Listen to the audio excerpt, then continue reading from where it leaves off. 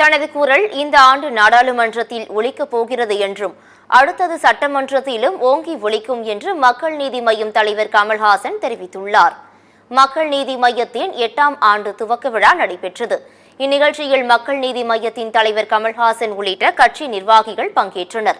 நிகழ்ச்சியில் பேசிய கமல்ஹாசன் தான் 20 ஆண்டுகளுக்கு முன்னரே அரசியலுக்கு வந்திருக்க வேண்டும் என்றும் அப்படி வந்திருந்தேன் என்றால் இன்றுதான் நின்று கொண்டு இருக்கும் இடம் வேறாக இருந்திருக்கும் என்று கூறினார்.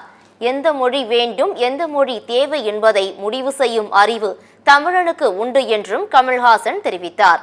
தனது குரல் இந்த ஆண்டு நாடாளுமன்றத்தில் ஒலிக்கப் போகிறது என்றும் அடுத்தது சட்டமன்றத்திலும் ஓங்கி ஒலிக்கும் என்று அவர் கூறினார்.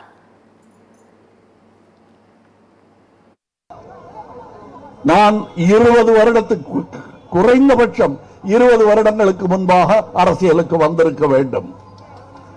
அது வர தவறினேன் என்பதுதான் எனக்கு தோல்வியாகப்படுகிறது. அப்படி வந்திருந்தால் இன்று நான் நின்று பேசிக் கொண்டிருக்கும் வார்த்தைகளும் இடமும் வேறாக இருக்கும். நீங்க பச்சை பிள்ளைக்கு கூட தெரியும், தமிழனுக்கு தெரியாதா தனக்கு எந்த மொழி வேண்டும், எந்த மொழி தேவை என்பதை முடிவு செய்யும் அறிவு தமிழனுக்கு உண்டு.